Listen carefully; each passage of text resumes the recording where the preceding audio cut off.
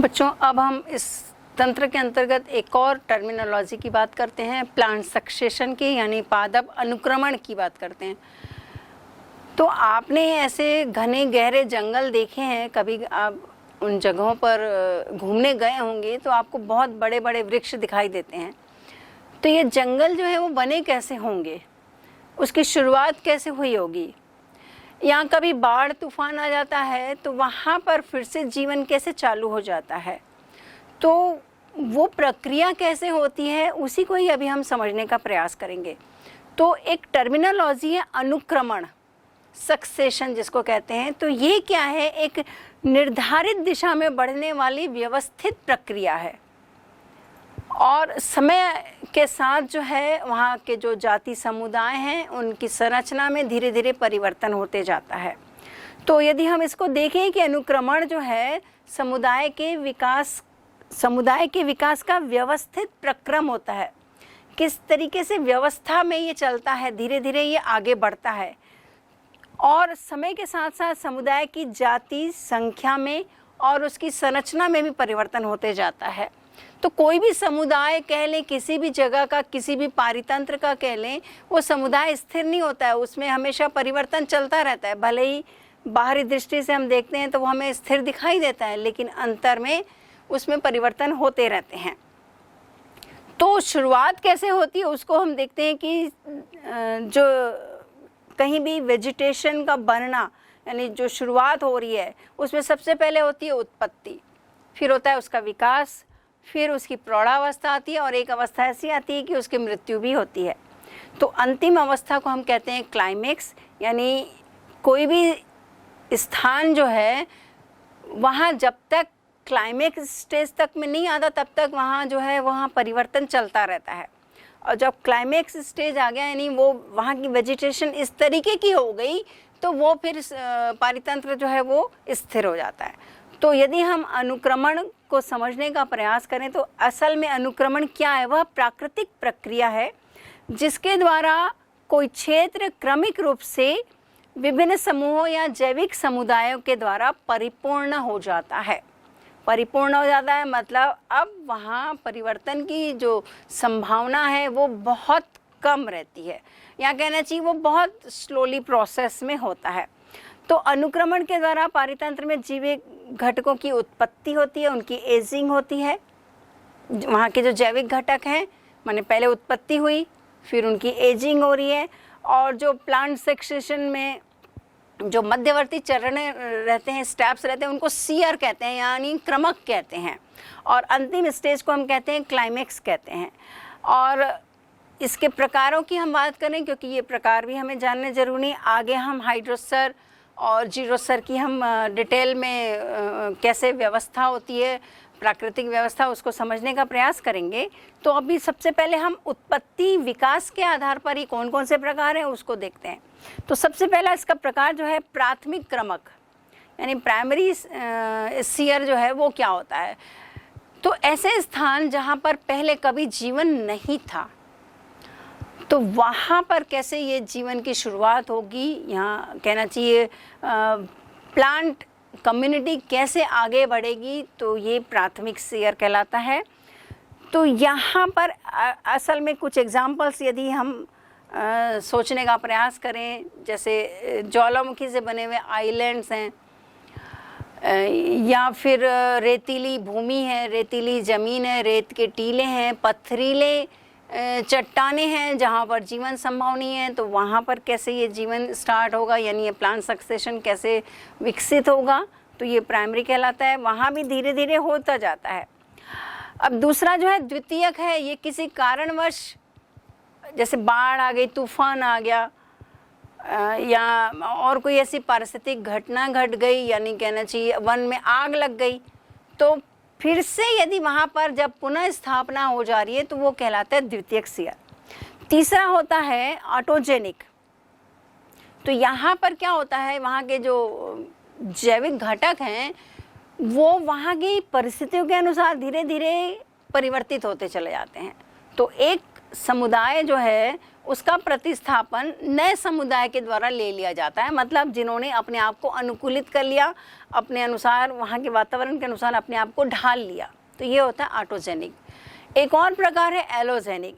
Allogenic में क्या होता है कि वहाँ का जो समुदाय का जो प्रतिस्थापन है वो वहाँ की परिस्थितियों के अनुसार नहीं होता, बल्कि बाहरी कंडीशंस इस तरह की आती हैं, यानी तूफान आ गया या बाढ़ आ गई, तो इस तरीके से ये बाहरी कंडीशंस जो प्रभावित कर रही हैं और कोई दूसरे जैविक समुदाय आके वहाँ पर बस गया है, तो वो एलोजेनिक कहलाता है।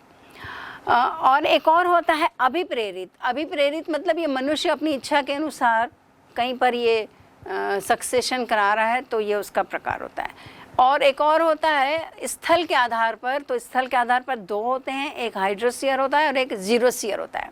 हाइड्रोस्फीयर माने जल का अनुक्रमण, और जीरोस्फीयर जो है हाइड्रोस्फीयर एंड जीरोस्फीयर।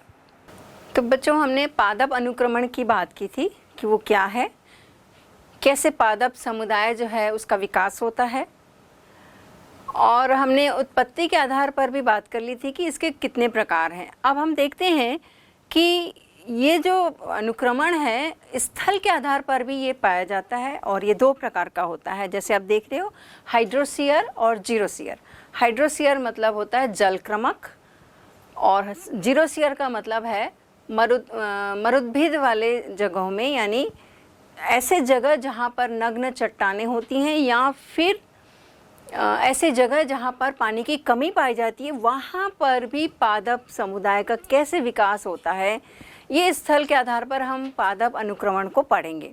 तो हाइड्रोस्फीयर जैसे आप नाम से ही समझ रहे हैं, जलक्रमक जिसको कहते हैं, तो ऐसे वाटर बॉडीज़, यानी कि आप जानते हो तालाब है, पोखर है, झील है, ये जल वाले स्थल हैं, ऐसे वाटर बॉडीज़ हैं, यहाँ पर भी ये पादप अनुक्रमण पाया जाता है। तो सबसे पहले हम बात करेंगे कि पादप अनुक्रमण जो है उसमें हाइड्रोस्फीयर जो है उसमें कैसे पादप समुदाय का विकास होता है, कौन कौन सी स्टेज से वो गुजरता है, उसको पहले हम एक नज़र में देख लेते हैं कि कौन कौन सी स्टेजेस होती हैं। तो हाइड्रोस्फीयर में चलिए हम देखते हैं कि पहली आप देख रहे हो पादप प्लवक है, यानी कि फाइटोप्लैंक्टन जिसको कहते हैं। दूसरी अवस्था आप देख रहे हो निमग्न अवस्था है, जिसको सबमर्ज्ड स्टेज कहते हैं। तीसरी अवस्था आप देख रहे हो प्लवन अवस्था है, जिसको फ्लोटिंग स्टेज कहते हैं। नेक्स्ट आप फोर्थ देख रहे हो रीड स्वैम्प स्टेज है। नेक्स्ट आप देख रहे हो सेज मीडो स्टेज है, एंड लास्ट देख रहे हो अब वुडलैंड स्टेज। वुडलैंड स्टेज जो है वो क्लाइमेक्स स्टेज है, लास्ट स्टेज है। आप जैसे कहीं घूमने जाते हो, जंगल देखते हो, तो वो जंगल जो इतने घने रहते हैं, पेड़ों से ही पूरे घिरे रहते हैं और ऊंचे ऊंचे पेड़ रहते हैं, तो ये उस अवस्था तक पहुँचे कैसे होंगे। तो ये जो है ये वही बात अभी हम कर रहे हैं कि पादप समुदाय का किसी जगह में विकास कैसे हो रहा है। तो अभी हम देख रहे हैं कई जगह ऐसा होता है कि वाटर बॉडीज से भी ये पादप समुदाय का विकास होता है, यानी प्लांट सक्सेशन स्टार्ट होता है, और कहीं पर नग्न चट्टानों से यानी कि जीरोस्फीयर भी जो है वो वहाँ पर भी पादप समुदाय का विकास होता है। तो अभी हम जो हाइड्रोस्फीयर की बात कर रहे हैं, तो अब हम इसके पहले स्टेज की बात करते हैं। पहले स्टेज में हमने जैसे बात की कि ये पहले होता है फाइटोप्लैंक्टन। तो फाइटोप्लैंक्टन जो है वो उसकी शुरुआत कैसे होती है, आप जैसे ये चित्र देख रहे हो, इसमें आप देख रहे हो कि जो तालाब है उसमें जो पानी जो है वो कम है, बीच में ये गहरा रहता है और साइड में ये उथला रहता है। तो ऐसे तालाब या झील या पोखर जो होते हैं धीरे धीरे जो है वो सूख जाते हैं, और कैसे वहाँ पर पादप का विकास होता है। तो शुरुआत कहाँ से हो रही है, हम देख रहे हैं फाइटोप्लैंक्टन से हो रही है। तो फाइटोप्लैंक्टन में जो है पुरोगामी समुदाय यानी पायोनियर कम्युनिटी के रूप में होते हैं। इसमें जो है आप बीच वाले हिस्से में देख रहे हो जहाँ पर वो गहरा है, वहाँ पर blue green algae, green algae, diatoms हैं, और कुछ जीवाणु जो हैं वहाँ पर पहले वृद्धि करते हैं, या उनकी कॉलोनीज़ जो हैं वहाँ पर पहले विकसित होती हैं, वहाँ पर ये अपनी वृद्धि करते रहते हैं। जब ये पर्याप्त मात्रा में वृद्धि हो जाती है, तब इसके बाद जो है सेकेंड स्टेज स्टार्ट होती है, वो है सबमर्ज स्टेज या निमग्न अवस्था। तो फाइटोप्लैंक्टन्स क्या है, सबकी जो है लाइफ रहती है, जीवन की एक उम्र रहती है, सीमा रहती है। तो निश्चित रूप से जहाँ पर फाइटोप्लैंक्टन्स पाए जा रहे हैं उनकी मृत्यु भी होगी। वो वृद्धि तो कर रहे हैं, साथ में उनकी मृत्यु भी हो रही है। तो उनकी वृद्धि के साथ साथ यदि वो मृत्यु भी होते जा रही है और फिर साथ में वर्षा जब होती है, यानी जब बारिश होती है, तो बारिश के साथ जो है मिट्टी लाई जाती है या रेत के कण लाए जाते हैं। तो जब दोनों साइड से रेत के कण लाए जाते हैं या मिट्टी के कण लाए जाते हैं, तो उसके कारण जो बीच वाले हिस्से में जो है वहाँ पर जो है अब क्योंकि मिट्टी या रेत के कण आ जाते हैं, जिसके कारण पानी का स्तर जो है वो कम हो जाता है। तो पानी का स्तर कम होने के कारण साइड से तो ऐसे भी कम होते जा रहा है, लेकिन बीच में भी क्या हो रहा है कि फाइटोप्लैंक्टन्स की डेथ हो रही है, उनसे जो है कीचड़ उत्पन्न हो रही है। कीचड़ उत्पन्न होने के कारण और पानी का स्तर कम हो गया, तो वहाँ पर अब जड़ निमग्न युक्त जो पौधे हैं, जैसे कुछ एग्जाम्पल की हम बात करते हैं, हाइड्रिला है, वेलिस्नेरिया है, यूट्रिकुलेरिया है, इलोडिया है, पोटेमोजेटान है, ये जो पौधे हैं जड़ युक्त जो निमग्न यानी नीचे जो रहते हैं, ये पौधे जो हैं वृद्धि करने लगते हैं। साथ में कुछ कैरा आदि जो पौधे हैं वो भी पाए जाते हैं। अब ये जब पौधे पाए जा रहे हैं, इनके साथ कुछ और भी ऐसे जड़ युक्त पौधे होते हैं, वो भी वृद्धि करने लगते हैं। अब फिर ये जो पौधे हैं, निमग्न पौधे जो हैं, अब इनकी भी वृद्धि होती है, इसके बाद फिर मृत्यु होती है। तो ये जब काम साथ साथ चलते रहता है, तो फिर से यहाँ पर कीचड़ जो है और बढ़ जाती है, यानी दलदल युक्त जो है वो हिस्सा हो जाता है। या हम एक बात और कहें कि तालाब की जो गहराई है अब कम होती जाती है। इसके बाद जो नेक्स्ट स्टेज है, नेक्स्ट स्टेज जो है फ्लोटिंग स्टेज है। तो फ्लोटिंग स्टेज में जो है, इसमें आप देख रहे हो कि गहराई और कम होती गई, कीचड़ युक्त जगह वहाँ पनप गई है। तो वहाँ पर अब जो निमग्न पौधे हैं उनको जो है छाया नहीं मिलती है। अब इसके जगह पर दूसरे पौधे स्थान लेते हैं, यानी कि जो तैरने वाले पौधे हैं, निम्फिया है, निलंबिया है, या टाइफा है, या सिंघाड़ा वाले जो पौधे हैं, वो इनका स्थान ले लेते हैं। फिर वो बढ़ने लगते हैं। इसके बाद जो है नेक्स्ट स्टेज कौन सी है, रेड स्वैम्प स्टेज है। तो तीसरी स्टेज जो है फ्लोटिंग स्टेज। इस स्टेज में और भी कुछ स्वतंत्र प्लावित पौधे जैसे एजोला है, लैमना है, साल्विनिया है, ये भी बढ़ते रहते हैं। और इन पौधों की अधिकता के कारण अब निमग्न जो पौधे हैं, जो नीचे हैं, जड़युक्त, हमने जिन पौधों की बात की थी, हाइड्रिला वगैरह, वेलिस्नेरिया, इन पौधों तक जो है वो सूर्य की रोशनी नहीं पहुंच पाती है। अब इनकी पत्तियों से क्या होने लगता है, ट्रांसपायरेशन होने लगता है, वाष्पोत्सर्जन होने लगता है, जिसके कारण पानी की कमी जो है और ज़्यादा होते जाती है। और वो पौधे जो हैं, क्योंकि समुचित प्रकाश नहीं मिल पाता है, तो वो मरने लग जाते हैं। अब इन पौधों की मृत्यु के कारण वहाँ पर खाद और कीचड़ जो है बहुत ज़्यादा मात्रा में बनने लग जाता है, गहराई भी कम होने लग जाती है। तो गहराई भी कम होते जा रही है, तो धीरे धीरे क्या है, अभी अगली स्टेज के जो पौधे हैं उनके लिए उपयुक्त परिस्थितियां होने लगती हैं। तो अगली स्टेज कौन सी है, रेड स्वैम्प स्टेज है, जिसको एम्फीबियस स्टेज भी कहते हैं। तो यहाँ पर अब इम्पॉर्टेंट बात क्या है कि यहाँ जो तालाब की गहराई है वो 2 से 4 फीट ही रह जाती है। जो काफ़ी गहरा तालाब था, अब उसकी गहराई कितनी हो गई है, लगभग 2 से 4 फीट।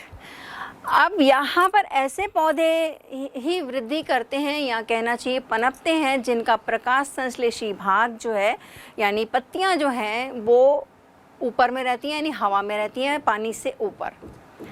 अब पानी से ऊपर रहने के कारण ये अपना प्रकाश संश्लेषण की क्रिया करते रहते हैं।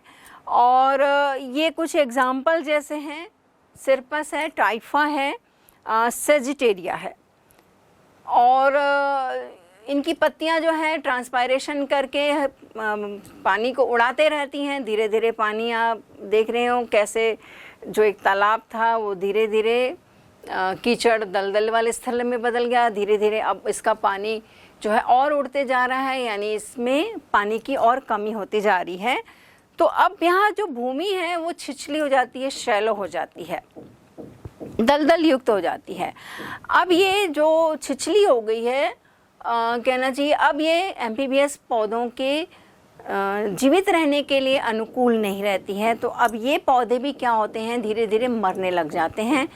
अब यहाँ पर भूमि क्योंकि अब दिखने लग जाती है, तो अब वो नेक्स्ट स्टेज आ जाती है, यानी नेक्स्ट स्टेज में यानी कौन से फिर प्लांट आएंगे, तो वो है सैज मेडो स्टेज।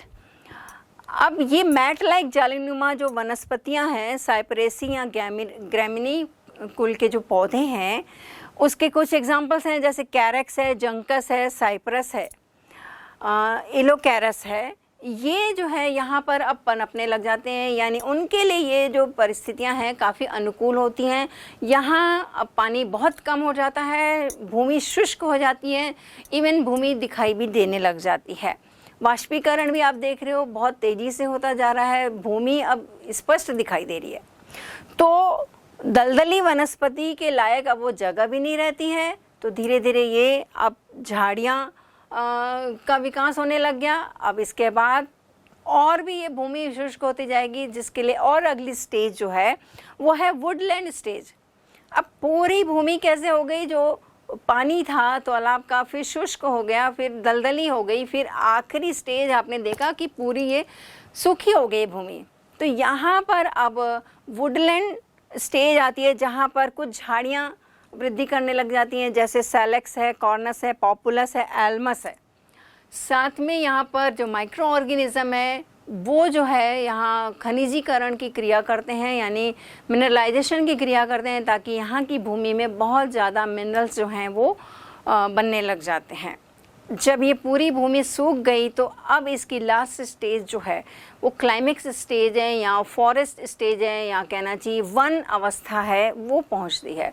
तो अब यहाँ पर बड़े बड़े पौधे जैसे आप देख रहे हो, एल्मस, एसर और क्वेरकस आदि ये पौधे जो हैं वो पनपने लग जाते हैं, उनके लिए ये परिस्थितियाँ बहुत अनुकूल हो जाती हैं।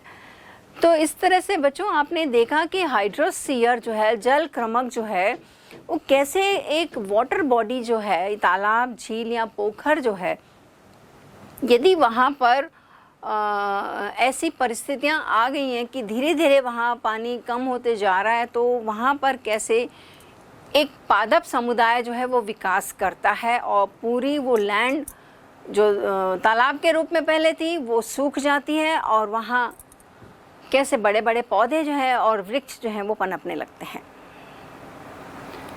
अब हम दूसरे पादप अनुक्रमण जीरोसियर की बात करते हैं। जीरोसियर जो है वो दो प्रकार का होता है, लिथोसियर और सेमोसियर। लिथोसियर जो है उसकी शुरुआत जो है आप देखिए बेयर रॉक जो है, यानी नग्न चट्टान से होती है, और सेमोसियर की जो शुरुआत है उसका जो विकास का जो यानी पादप समुदाय के विकास की जो अवस्था है वो सॉइल से शुरू होती है। अब सबसे पहले हम ये देख रहे हैं कि लिथोसियर जो है यानी नग्न चट्टानों में कैसे पादप समुदाय का विकास होता है और एक जंगल में वो कैसे परिवर्तित होता है। तो इसके जो कुछ स्टेजेस हैं वो कौन कौन से हैं इसको हम देख लेते हैं। पहले आप देख रहे हो क्रस्टोज लाइकन स्टेज है, दूसरी फॉलियोज लाइकन स्टेज है, तीसरी आप देख रहे हो मॉस स्टेज है, चौथी हर्बेशियस स्टेज है, फिर श्रब स्टेज है, एंड देन क्लाइमेक्स या फॉरेस्ट स्टेज है।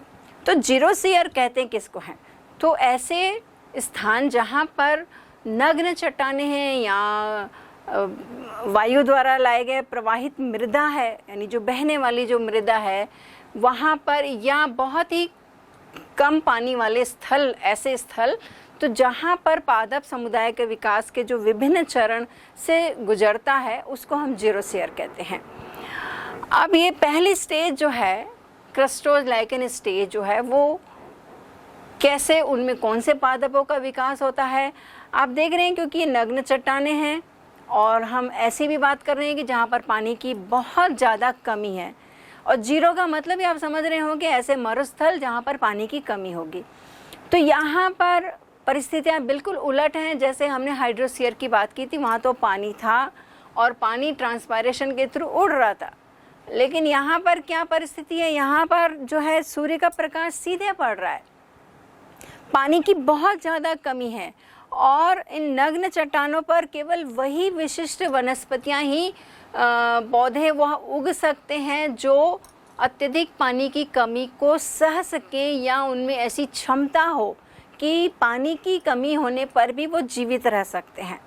तो ऐसे कुछ पौधे जो हैं वो लाइकेंस होते हैं, या पायोनियर कम्युनिटी के रूप में हम बात करें कि कौन से ऐसे पौधे विकसित होते हैं, तो वो कुछ लाइकेंस ही हैं, क्रस्टोज लाइकेन जिनका नाम है, वही केवल ये वृद्धि कर सकते हैं। तो क्रस्टोज लाइकेन क्या करते हैं, वहाँ वृद्धि करते हैं, वहाँ थोड़ा सा पानी भी मिल जाता है तो उसका वो अवशोषण करके ये वृद्धि करने लग जाते हैं। साथ में ये वहाँ पर जो है चट्टानों का अपघटन भी करते हैं। तो अपघटन करने के कारण वहाँ जो चट्टान के जो रेत के कण हैं, रेत के कण वहाँ अवेलेबल हो गए, और साथ में ही अब ये जो लाइकेंस हैं, क्रस्टोज लाइकेंस हैं, ये भी तो इनकी भी एक लाइफ है, एक उनकी उम्र है, तो ये क्या होते हैं, मरने लग जाते हैं। तो ये मृदा के कण यानी ये जो चट्टान के जो रेत के कण हैं और ये क्रस्टोज लाइकेन जो है, ये जब मर जाते हैं तो इन दोनों से मिलकर जो है ह्यूम्स बनने लग जाती है। ह्यूम्स आप जानते हैं पौधों के लिए बहुत अच्छी रहती है, जिसकी उपस्थिति के कारण ही पौधे जो हैं अच्छे से वृद्धि कर पाते हैं।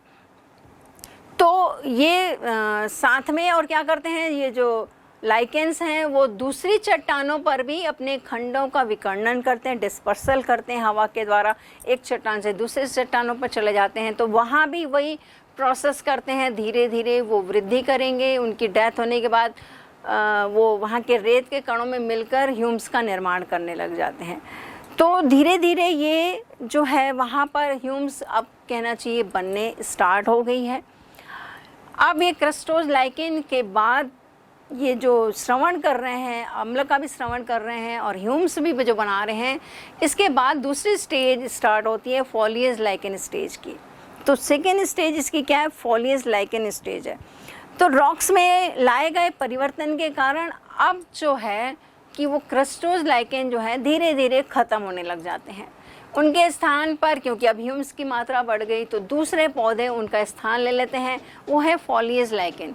इनके जो थैलस रहते हैं वो चौड़े रहते हैं। चौड़े रहने के कारण जो नीचे क्रस्टोज लाइकेन हैं, यदि कुछ बच भी गए हैं तो अब वो जीवित नहीं रह पाते हैं, तो उनकी मृत्यु होने लगती है। तो धीरे धीरे हम देख रहे हैं कि उनकी मृत्यु हो रही है, वहाँ डिकम्पोजिशन भी हो रहा है, तो जिसके कारण दोनों जो है मिलकर क्या बना रहे हैं, ह्यूम्स बनाते जा रहे हैं। तो ये फॉलिएज लाइकेन स्टेज में ज़्यादा से ज़्यादा ह्यूम्स का निर्माण होने लगता है। पानी का संचय भी यहाँ पर तेज़ी से होने लगता है, क्योंकि ह्यूम्स बन गई, पौधों के बनने की अवस्था यानी कि एक अनुकूल परिस्थितियाँ निर्मित होने लग रही हैं। तो फॉलिएज लाइकेन स्टेज जो है वो बढ़ते जाती हैं, यानी फॉलिएज लाइकेन जो है वो वृद्धि करने लग जाते हैं। और फिर इसके बाद जो है एक मृदा का एक परत भी, यानी मिट्टी की एक परत भी बननी चालू हो जाती है, क्योंकि ये लगातार जो वृद्धि कर रहे हैं, फिर वो मरेंगे, फिर जो दूसरे आएंगे दूसरे बनेंगे। तो धीरे धीरे आप देख रहे हो एक जो नग्न चट्टान थी वो वहाँ पर एक मिट्टी की परत का निर्माण होने लग गया है। तो अब ये परिस्थितियाँ जो है, जो नेक्स्ट स्टेज है, उसके लिए काफ़ी अनुकूल हो जाती हैं। मॉस के जैसे पौधे जो हैं उनके लिए ये परिस्थितियाँ काफ़ी अनुकूल हो जाती हैं। तो फिर नेक्स्ट स्टेज मॉस की जाती है। तो आपने देखा अभी मॉस स्टेज के लिए जो है परिस्थितियाँ काफ़ी अनुकूल हो गई हैं। चट्टानों पर मृदा के संचय के कारण जीरोफिटिक मॉस के लिए ये परिस्थितियाँ अनुकूल हैं।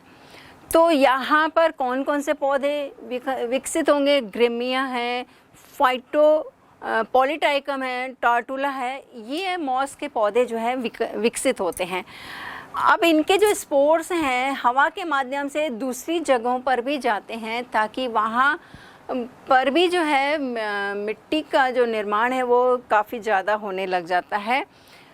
इसके साथ ही पुराने पौधे की जो मृत्यु हो रही है, फिर अपघटन हो रहा है, जिसके कारण यहाँ पर अब जो मृदा की जो चादर है, यहाँ कहना चाहिए परत है, वो और मोटी होने लग जाती है। तो ये परिस्थितियाँ जो हैं अगली स्टेज के लिए काफ़ी अनुकूल हो जाती हैं। मॉस के बाद अगली आती है शाकीय अवस्था। तो पहले जैसे हमने बात की कि अब नग्न चट्टानों से स्टार्ट हुआ था, वहाँ पर पानी की अत्यधिक कमी थी। अब चूँकि परिस्थितियाँ धीरे धीरे बदल रही हैं, तो मॉस की मृत्यु के कारण और अपघटन के कारण वहाँ मोटी मृदा का निर्माण हो जाता है, जिसके कारण आप जानते हो मिट्टी में पानी धारण की क्षमता ज़्यादा होती है। तो अब यहाँ पर क्या होगा कि पानी जो है ठहरने लगेगा और वाष्पीकरण जो है वो उसकी जो दर होगी या उसकी रेट जो होगी वो कम हो जाएगी। तो अब हम अगली स्टेज पर आते हैं, यानी कि शाकीय अवस्था में आते हैं, हर्बेशियस अवस्था में आते हैं। यहाँ पर अब जैसे देख रहे थे कि मॉसेस जो है बहुत ज़्यादा हो गए थे, उसके कारण जो है चट्टानों पर काफ़ी मात्रा में मृदा का निर्माण हो गया और उस मृदा में पानी धारण की क्षमता भी बढ़ गई। तो अब छोटे पौधे यानी शाकीय पौधे, उनका विकास होने लग जाता है। तो ये जो कुछ पौधे हैं शाक वाले, जैसे पोआ है, फेस्टुका है, एरिस्टिडा है, ये उगने लग जाते हैं। अब आप जानते हो इन शाकीय पौधों में जड़ें होती हैं। तो ये जड़ें क्या करती हैं, इनकी जड़ें चट्टानों के अंदर घुसती हैं, उनमें दरारें करती हैं और फिर अपघटन हो रहा है, जिससे मिट्टी, चट्टानों के कण जो हैं वो मिल जा रहे हैं और ह्यूम्स की मात्रा ज़्यादा से ज़्यादा बन रही है। तो अब ये परिस्थितियाँ जो है अगली स्टेज के लिए काफ़ी अनुकूल हो जाती हैं। तो शाकीय अवस्था के बाद क्या आएगा, झाड़ी अवस्था यानी श्रब की अवस्था। तो अब आप देख रहे हो धीरे धीरे मिट्टी का संकलन या फॉर्मेशन जो है वो बहुत ज़्यादा हो जाता है। अब यहाँ पर कुछ झाड़ियाँ, कुछ एग्जाम्पल हम देख लेते हैं। रस है, फाइटोकार्पस है, ये विकसित होने लग जाते हैं और ये जो है अब शाकीय वनस्पति को ढकने लग जाती हैं। यानी कि आप देखते हो जो छोटे पौधे हैं उनकी जगह साथ में यदि बड़े पौधे आ जाएं तो छोटे पौधे ढक जाते हैं, उनको प्रॉपर जो है सनलाइट नहीं मिलेगी, हवा पानी भी कम मिलने लगता है, जिसके कारण जो है कुछ पौधे जो है वो मरने लग जाते हैं। उनकी मृत्यु से फिर से वही बात आ रही है कि वहाँ रेत के कण हैं, मिट्टी के कण हैं और ये इन पौधों की मृत्यु होने से ह्यूम्स ज़्यादा बनने लग जाती है। तो आप लगातार देख रहे हो कैसे स्टेज के दौरान मिट्टी का निर्माण होते जा रहा है। तो अब अगली अवस्था के लिए ये परिस्थितियाँ अनुकूल हो जाती हैं। झाड़ी अवस्था के बाद आखिरी अवस्था आती है क्लाइमेक्स, या क्लाइमेक्स स्टेज है या फॉरेस्ट स्टेज है। तो यहाँ पर भी कुछ ऐसे वृक्ष हैं, मैपल, ओक हैं या कॉनिफर्स हैं, ये पौधे विकसित होने लग जाते हैं। पहले तो इनकी संख्या कम होती है, लेकिन धीरे धीरे वहाँ पर मिट्टी की मोटी परत होने के कारण बन जाती है, जिसके कारण ह्यूम्स की मात्रा अधिक हो गई। वहाँ बैक्टीरिया आ जाते हैं जो खनिजीकरण करते हैं। तो ये सारी परिस्थितियाँ जो हैं वो अनुकूल हो जाती हैं, जिसके कारण पौधे जो हैं वो ज़्यादा उगने लग जाते हैं, वृक्ष जो है बहुत ज़्यादा संख्या में हो जाते हैं और धीरे धीरे वो स्थान जो है सघन जंगल में बदल जाता है। तो आपने इस तरह से देखा कि हाइड्रोसीयर हो या जीरोसीयर हो, कैसे वहाँ पादप समुदाय का विकास होता है, कौन सी स्टार्टिंग स्टेज से ये शुरुआत होती है और धीरे धीरे आप देख रहे हो लास्ट क्लाइमेक्स स्टेज जंगल में वो परिवर्तित हो जाता है और जंगलों का निर्माण जो है वो इसी तरीके से होता है। आज हम कहीं भी जाते हैं, जंगल देखते हैं, तो उनकी शुरुआत ऐसे नहीं होती है कि हर जगह शुरुआत जो है वो बड़े बड़े वृक्षों से ही हो। शुरुआत छोटे झाड़ियों से होती है, शाकीय अवस्था से होती है, झाड़ी से होती है, फिर जाकर वृक्ष में बदलते हैं। तो ये बायोलॉजी का एक इम्पॉर्टेंट पार्ट है, ये एग्ज़ाम में भी अक्सर पूछा जाता है। तो इसको हम एक पिक्चर के ज़रिए या फ्लो चार्ट के ज़रिए प्रेजेंट करते हैं तो अच्छा होता है। इसके बाद हम देखेंगे कि पदार्थों का चक्रीकरण होता है। हमने पीछे पिरामिड्स की बात की थी, फूड चेन, फूड वेब की बात की थी, इकोसिस्टम में हमने जैविक अजैविक घटक की बात की थी। तो खनिजों का या गैसों का चक्रीकरण क्या है उसको देखेंगे। तो बच्चों, हम एक बात जानते हैं कि पौधे जो हैं वो अकार्बनिक तत्वों से, कार्बनिक पदार्थों से प्रकाश संश्लेषण की क्रिया करते हैं, कार्बनिक पदार्थ बनाते हैं। ये कार्बनिक पदार्थ जो हैं जंतुओं द्वारा लिए जाते हैं या परपोषियों के द्वारा लिए जाते हैं। और फिर से वापस आप सोच के देखिए कि पौधों को हमेशा ये अकार्बनिक पदार्थ कैसे अवेलेबल रहते हैं। तो ज़रूर यहाँ पर एक चक्र चलता है, तत्वों का चक्र जिसको कहते हैं, या बायोजियोकेमिकल साइकिल कहते हैं, या साइकिलिंग ऑफ मैटर कहते हैं, वो चलता है, जिसके कारण जो है इनकी पूर्ति जो है हमेशा होती रहती है। हमने पहले डिकम्पोजर्स की भी बात की थी कि डिकम्पोजर्स जो हैं, जो मृत जीव हैं या पौधे हैं, उनके मृत अवशेष से जो है वो तत्वों को डिकम्पोज करते हैं, उनका अपघटन करते हैं और उनको पर्यावरण में या वातावरण में उनको स्वतंत्र करते हैं। तो इस तरीके से हर एक की जो मात्रा है, यानी तत्वों की जो मात्रा है, वो सीमित कहना चाहिए उतनी ही रहती है जितनी उनको होनी चाहिए। मतलब शुरुआत में नहीं कहना चाहिए कि ये, जैसे ऑक्सीजन की मात्रा हम जानते हैं कि 21% है, नाइट्रोजन हम जानते हैं 78% है। तो इनका एक साइकिल चलता है, जिसके कारण जो है इस पर्यावरण में इनकी मात्रा जो है ये बरोबर बनी रहती है या संतुलित रहती है। तो अभी हम उन्हीं चक्रों की बात करेंगे। तो किस तरीके से जीवों एंड पौधों के बीच जो प्रोटोप्लाज्म हैं, उनमें जो एसेंशियल एलिमेंट्स हैं, कैसे वो वातावरण से उन तक पहुंचते हैं और फिर से उनसे वातावरण तक पहुंचते हैं। तो दरअसल इनके बीच जो है एक माध्यम होता है, जिसके कारण ये चक्र चलता रहता है। तो असल में हम बात करें तो वातावरण में ये भौतिक पदार्थ जो हैं पौधों के द्वारा कार्बनिक पदार्थों में बदला जाता है। कार्बनिक पदार्थ जंतु लेते हैं, परपोषी लेते हैं, और उनकी मृत्यु के बाद जो सूक्ष्म जीव हैं उनका अपघटन करते हैं और वापस वो पदार्थ जो हैं वातावरण में पहुंच जाते हैं। तो वातावरण से इन तत्वों का जीवों के शरीर में पहुंचना और शरीर से वापस वातावरण में पहुंचना ही ये साइकिल है या बायोजियोकेमिकल साइकिल है। अब ये दो भागों से मिलकर बना होता है। एक को हम कहते हैं रिजर्वायर पूल या संचायक पूल, दूसरा जो है चक्रण पूल है या साइक्लिंग पूल है। तो पहला जो है रिजर्वायर पूल है, ये अकार्बनिक घटकों से मिलकर बना होता है, ये बड़ा होता है और ये धीरे धीरे चलता है। दूसरी बात हम देख रहे हैं चक्रण पूल, इसको एक्सचेंज पूल भी कहते हैं। इसका जो ये सक्रिय भाग होता है, इसमें क्या होता है, वातावरण और जीवों के मध्य जो है खनिज पदार्थों का आदान प्रदान होता है। कुछ एग्जाम्पल्स के जरिए हम इसको समझने का प्रयास करेंगे। अब हम बायोजियोकेमिकल की बात करते हैं तो 3 प्रकार का होता है। पहला है वाटर साइकिल यानी जल चक्र, दूसरा आप देख रहे हो गैसेस साइकिल, गैसों का चक्र, और तीसरा आप देख रहे हो खनिज का चक्र। तो सबसे पहले जो हम बात कर रहे हैं जल का चक्र जो है, जल चक्र जो है आप जानते हो कि हमारी जो आवश्यकताएं हैं, जीवों की जो आवश्यकताएं हैं, पहली आप जानते हो प्राणवायु ऑक्सीजन है, दूसरी आप जानते हो कि जल है, तीसरा भोजन आता है। तो जल जो है बहुत आवश्यक है, बिना जल के जिया नहीं जा सकता। और आप ये भी जानते हो कि हमारे बॉडी का 70% भाग जो है वो जल होता है, पानी होता है। और पृथ्वी में भी आप जानते हो कि 71% जो है पृथ्वी का भाग जो है वो पानी है, यानी वाटर बॉडीज़ है। वो वाटर बॉडीज़ कौन कौन सी हैं बताने की तो ज़रूरत नहीं है, लेकिन आप जानते ही हैं, जैसे सागर है, समुद्र हैं, झीलें हैं, नदी हैं, तालाब, पोखर हैं, झरने हैं। ये सब जो है पृथ्वी का 71% भाग में ये पानी है। तो अब पानी चूँकि आवश्यक है तो इसका भी क्या होता है, साइकिलिंग होता है, चक्रण होता है, और चक्रण के द्वारा ही वापस पृथ्वी पर पहुंचता है। तो ये चक्रण आपने छोटी कक्षाओं में भी पढ़ चुके होंगे, लेकिन फिर भी मोटे तौर पर हम इसको देख लेते हैं कि कैसे किस तरीके से ये साइकिल वापस जो है पानी हमारी पृथ्वी पर पहुंचता है। तो शुरुआत में देखें तो आप जानते हो कुछ जो स्रोत हैं, नदी पानी के स्रोत, ओशियंस हैं, सागर, महासागर है, नदी, तालाब, झील, झरने हैं। इनमें से पानी जो है वो क्या होता है, एवोपरेट होता है, वाष्पीकृत होता है।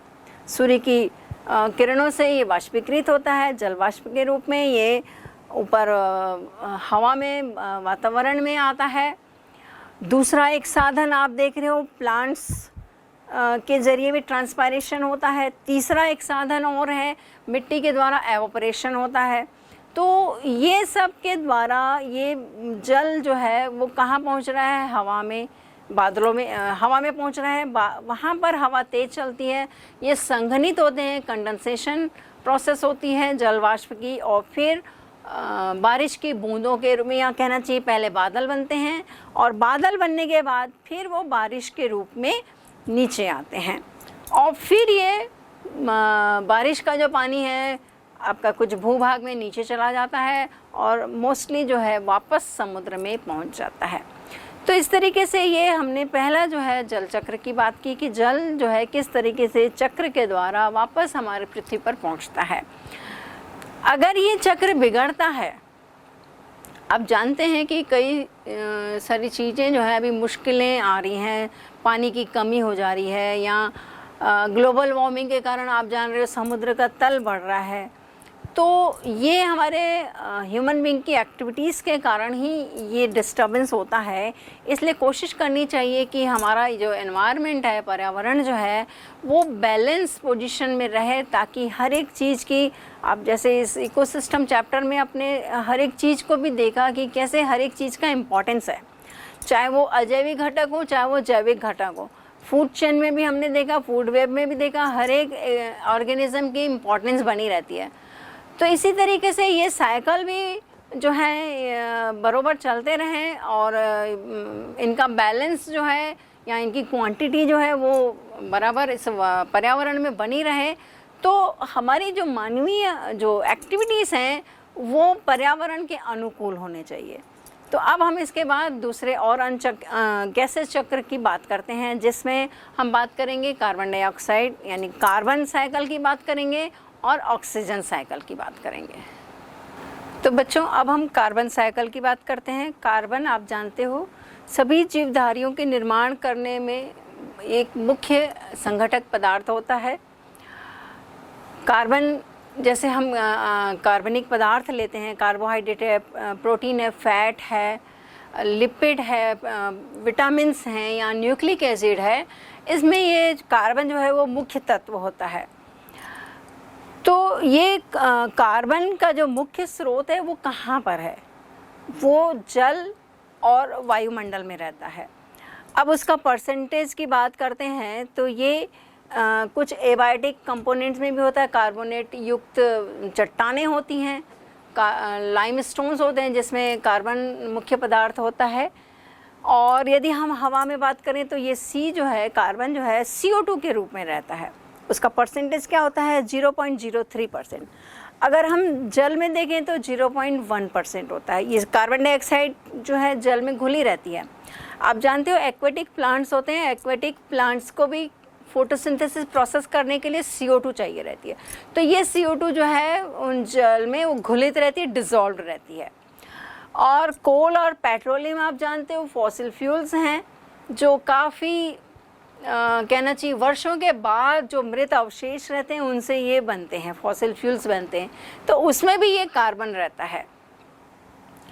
तो ये अभी हम कार्बन साइकिल की बात कर रहे हैं, तो कार्बन कैसे वापस वातावरण में पहुंचता है, जीवों से लेकर पौधों से लेकर जीवों तक, जीवों से लेकर फिर वापस वातावरण में कैसे आता है, ये इसका साइकिल कैसे पूरा होता है। तो शुरुआत यदि हम करते हैं तो सबसे पहले हम देखें कि ग्रीन प्लांट्स आप जानते हो कि CO2 को वो फोटोसिंथेसिस प्रोसेस के लिए लेते हैं। CO2 H2O जो है मिलकर क्या बनाते हैं? ऑर्गेनिक कंपाउंड्स बनाते हैं, कार्बनिक पदार्थ बनाते हैं। यही कार्बनिक पदार्थ जो है वो जंतु लेते हैं। और फिर ये साइकिल कैसे चलता है तो इसको एक पिक्चर के जरिए हम समझते हैं। सबसे पहले हम बात करते हैं एटमॉस्फेयर में CO2 जो है वो 0.03 की हमने बात की है। तो ये CO2 कैसे आती है? आप देख रहे हो 3-4 माध्यम हैं CO2 के वातावरण में पहुंचने के। अगर हम पहला माध्यम बात करते हैं तो ह्यूमन बीइंग एंड बाकी सारे जो भी एनिमल्स हैं, जीव हैं, उनमें रेस्पिरेशन प्रोसेस होती है। वो रेस्पिरेशन प्रोसेस के ज़रिए जो है वो CO2 को बाहर निकालते हैं, एक्सहेल करते हैं। तो ये CO2 कहाँ आ गई? वातावरण में आ गई। ये पहला माध्यम हुआ। दूसरा माध्यम की बात करते हैं कि जंगल में आग लग जाती है तो वो CO2 बाहर आ गई। फॉसिल फ्यूल्स लकड़ी कोयला अगर जलाते हैं तो वो बाहर आ जा गया, वातावरण में आ गया। तीसरी हम बात करते हैं इंडस्ट्रीज वगैरह में जो धुआं निकलता है वो भी CO2 उसमें रहता है, वो भी उसके थ्रू वातावरण में आ गया। फिर यदि हम बात करते हैं जो फॉसिल कोयला पेट्रोलियम जलाते हैं, व्हीकल्स वगैरह चलते हैं, उसमें भी जो धुआं होता है, स्मोक होता है, उसमें भी वो CO2 रहती है तो वो बाहर आ गई। इस तरीके से यहाँ हम डिफॉरेस्टेशन कर रहे हैं, यानी प्लांट को काटते जा रहे हैं अर्बनाइजेशन करने के लिए या डेवलपमेंट के लिए, जिसके कारण जो है CO2 का आप जान रहे हो परसेंटेज भी जो है बढ़ता जा रहा है। तो CO2 एटमॉस्फेयर में ये 3-4 माध्यम से हवा में आ जाती है। अब ये CO2 को यूज़ करने वाला केवल एक ही है और वो है प्रोड्यूसर, यानी वो उत्पादक है। वो पौधे CO2 को लेते हैं, प्रकाश संश्लेषण की प्रक्रिया में लेते हैं। प्रकाश संश्लेषण की प्रक्रिया में वो CO2 लेते हैं। अब जानते हैं कि वो CO2 लेकर क्या बनाएंगे, कार्बनिक पदार्थ बनाएंगे। कार्बोहाइड्रेट, फैट, प्रोटीन की हमने बात की, विटामिन, न्यूक्लिक एसिड जो जीवों का मुख्य संगठक तत्व है, तो वहाँ वो बनाते हैं कार्बनिक पदार्थ। एक तो वो कार्बनिक पदार्थ एनिमल्स लिया, प्राइमरी कंज्यूमर लेगा, प्राइमरी से सेकेंडरी, टर्शरी, लास्ट तक पहुँचेगा।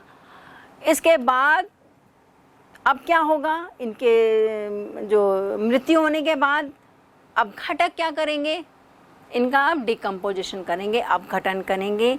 या कहते हैं हम कि जैसे फंगस वगैरह हैं वो मृत पदार्थों से ही अपना भोज्य पदार्थ लेते हैं, तो वो भी उनसे लिया तो वो तत्वों को क्या कर रहे हैं, हवा में स्वतंत्र कर रहे हैं। तो ये एक माध्यम से फिर से वापस जीवों के माध्यम से ये वापस हवा में आ जाता है। दूसरा आप देख रहे हो कि सॉइल में ये मतलब प्लांट डिके हो गया है, प्लांट के मृत अवशेष हैं तो वो मिट्टी में प्रवेश करते हैं। वो कार्बन के तत्व या कार्बन के ग्रुप या कहना चाहिए कंपाउंड, और फिर इनका अगर ये काफ़ी समय तक मृत अवशेष जो है पड़े रहते हैं, लाखों वर्ष हो जाते हैं, तो फिर वो फॉसिल फ्यूल्स में बदल जाते हैं, वो पेट्रोलियम एंड कोयला में बदल जाते हैं और फिर से उसको जलाते हैं तो वो वापस फिर CO2 एटमॉस्फेयर में आ जाता है। तो इस तरह से आप देख रहे हो कि किस तरीके से कार्बन जो है उसका साइकिल जो है वो CO2 के फॉर्म में ही चल रहा है। CO2 एटमॉस्फेयर में आती है, प्लांट्स लेते हैं, प्लांट्स के बाद जीवों में पहुंचता है, जीवों के बाद फिर वो वापस वातावरण में आ जाता है। तो आप देख रहे हो कि ये साइकिल जो है ये इस तरीके से इसका चलना जो है ज़रूरी है। और यदि हमने पहले भी बात की कि यदि हम अगर मानवीय क्रियाविधियों से, गतिविधियों से यदि हम पर्यावरण को नुकसान पहुंचाते हैं तो कहीं ना कहीं उसका जो नुकसान है वो हमको खुद को ही उसको झेलना पड़ता है। जैसे अभी हम बात कर रहे हैं ग्लोबल वार्मिंग की, तो ये CO2 का परसेंटेज क्या हो रहा है, इसका मात्रा इतनी होनी चाहिए, लेकिन इसकी मात्रा क्या हो रही है, ग्लोबल वार्मिंग के कारण बढ़ती जा रही है। डिफॉरेस्टेशन कर रहे हैं हम, फॉसिल फ्यूल्स बहुत ज़्यादा में यूज़ हो रहे हैं, उनका उपयोग किया जा रहा है, कितनी सारी गतिविधियों के कारण प्लांट काटे जा रहे हैं। अब देख रहे हो प्लांट जो है मैक्सिमम ओनली वही एक साधन है CO2 को लेने का। CO2 केवल प्लांट से ही एब्जॉर्ब करके लेते हैं और उसका कार्बनिक तत्वों पदार्थों में उसको बदलते हैं, लेकिन हमने पौधे ही काट दे रहे हैं तो उसका फिर CO2 कौन लेगा। तो ये सोचने वाली बात रहती है कि ये जो चक्र चल रहा है, पृथ्वी पर चल रहा है, ये इसका बैलेंस होना ज़रूरी है। इसके बाद हम ऑक्सीजन साइकिल की बात करेंगे, फास्फोरस साइकिल की भी बात करेंगे। अब हम ऑक्सीजन साइकिल की बात करते हैं। आप जानते हो ऑक्सीजन भी जो है प्राणवायु है, बहुत इम्पॉर्टेंट है। ऑक्सीजन को आपने जाना होगा कि ये कुछ कंपाउंड्स के रूप में भी पाई जाती है, जैसे CO2 है या H2O है, कार्बोनेट्स के फॉर्म में भी रहती है। तो इसका चक्रण कैसे होता है, सबसे पहले हम देखते हैं एटमॉस्फेरिक ऑक्सीजन जो है उसको सभी जीव जंतु जो हैं वो रेस्पिरेशन या श्वसन के माध्यम से लेते हैं। इसके द्वारा जीव जंतु जो है फिर वो CO2 के रूप में उसको बाहर निकालते हैं और जल भी निकालते हैं। आप जानते हो कि जब हम श्वसन करते हैं तो उसमें रेस्पिरेशन प्रोसेस में जल भी निकलता है। तो कई सारा हमारा बॉडी में जल तो वो यूज़ भी हो जाता है और कुछ परसेंटेज जो है वो बाहर भी निकलता है। तो ये दोनों CO2 और जल बाहर निकल गया। इसको कौन यूज़ करेंगे? ग्रीन प्लांट्स यूज़ करेंगे दोनों का। ग्रीन प्लांट्स जो है इसका यूज़ करके क्या बनाएंगे? भोज्य पदार्थ बनाएंगे और ऑक्सीजन रिलीज़ करेंगे। तो आप देख रहे हो दोनों चीज़ों का उपयोग कौन कर रहे हैं? जीव जंतु कर रहे हैं। ऑक्सीजन का भी उपयोग करते हैं और भोज्य पदार्थों का भी करते हैं। तो इस तरीके से ये ऑक्सीजन साइकिल भी आप देख रहे हो कैसे ये चलता रहता है। फिर अब एक और हम फास्फोरस साइकिल की भी बात करते हैं। ये खनिज साइकिल में आ जाएगा। हमने 3 साइकिल की बात की थी। एक आपका जल चक्र था, एक आपका गैसेस साइकिल था और एक खनिज चक्र था। तो हमने जल चक्र की भी बात की, हमने गैसेस साइकिल की भी बात कर ली, कार्बन साइकिल CO2 के फॉर्म में, और ऑक्सीजन साइकिल की बात की। अब एक हम खनिज चक्र के एग्जाम्पल को भी हम ले लेते हैं, फास्फोरस साइकिल को देखते हैं। फास्फोरस भी जो है आप जानते हो कि सभी जीवधारियों का एक मुख्य तत्व रहता है और हमारे जीवद्रव्य में जो ATP है, ADP है या न्यूक्लिक एसिड्स हैं, DNA RNA है, तो उसमें ये फास्फोरस जो है मुख्य तत्व रहता है। तो इसका भी चक्रण हम देखें कैसे होता है। आप देख रहे हैं सबसे पहले हम देख रहे हैं स्थलीय जंतु और समुद्री जंतु। इनके द्वारा जो भी इनकी बॉडी में जो फास्फोरस है वो कैसे पहुंच रहा है, तो वो देख रहे हो आप। स्थलीय पौधे और समुद्री पौधे जो हैं फोटोसिंथेसिस प्रोसेस के जरिए जो है वो कार्बोहाइड्रेट्स बनाते हैं, फैट प्रोटीन बनाते हैं, उसी में वो फास्फोरस रहता है। तो वो फास्फोरस जो है वो जंतु में पहुंचता है। उनके द्वारा आप देख रहे हो 2-3 माध्यम से ये फिर पृथ्वी और समुद्र में ये फॉस्फेट के रूप में सबमिट होते हैं या डिपॉजिट होता है। कवच या कोरल के रूप में या मलमूत्र के रूप में आप देख रहे हो, या एक और माध्यम है मृत्यु या अपघटन के ज़रिए भी ये जो है नीचे पृथ्वी पर आ रहा है। वहाँ पर वो फॉस्फेट जो है विलियन के फॉर्म में फिर पौधों के द्वारा या समुद्री या स्थलीय पौधों के द्वारा ले लिया जाता है और फिर से वो जंतु में पहुँचता है। जंतु के द्वारा वापस वो पृथ्वी पर आता है अपघटन के द्वारा या मृत्यु के बाद। तो इस तरीके से आप ये भी देख रहे हो फिर से ये फास्फोरस साइकिल जो है कैसे चल रहा है। इस तरीके से हमने इस इकोसिस्टम के चैप्टर में हमने बहुत सारी बातें समझी और सीखी कि कैसे जो है एक पारितंत्र का निर्माण होता है, कौन कौन से पारितंत्रों की हमने बात की, ये भी महत्वपूर्ण है। और फिर पारितंत्र के जो घटक हैं कैसे एक दूसरे से इंटरेक्शन बनाए रखते हैं। एक वृक्ष भी इकोसिस्टम हो सकता है और हमने घास और वन के पारितंत्रों की भी बात की या इकोसिस्टम की बात की। इसमें जैविक और अजैविक घटक कैसे एक दूसरे से जुड़े रहते हैं, संबंधित रहते हैं। इसके बाद अभी हमने फिर इकोलॉजिकल पिरामिड की भी बात की। पिरामिड्स में हमने bio number, biomass and energy pyramid की बात की थी पिछले पार्ट्स में। और अभी हमने देखा कि ये क्या साइकिल जो है कैसे किस तरीके से ये रन करते हैं, यहाँ चक्रण इनका चलता रहता है। तो कहने की बात है कि हम बायोलॉजी में 12th क्लास में जो पर्यावरण का ये जो चैप्टर हम पढ़ रहे हैं, यहाँ पारितंत्र का जो चैप्टर हम पढ़ रहे हैं, ये हमारे लिए बहुत महत्वपूर्ण होता है। एज ए बायोलॉजिस्ट की नज़र से देखा जाए तो जो पर्यावरण के हर एक तत्व का इम्पॉर्टेंट होता है और अभी हमने इस चीज़ को समझा भी, देखा भी। तो एज अ स्टूडेंट होने के नाते हमें अपने पर्यावरण को बचाए रखने की भरपूर कोशिश करनी चाहिए। आपने देखा हर एक चीज़ का इम्पॉर्टेंस है। जहाँ हमने चक्रों की बात की, जहाँ हमने जैविक अजैविक घटकों की बात की, या फिर हमने फूड चेन फूड वेब की बात की, हर एक चीज़ का एक अस्तित्व है इस पृथ्वी पर, इम्पॉर्टेंस है।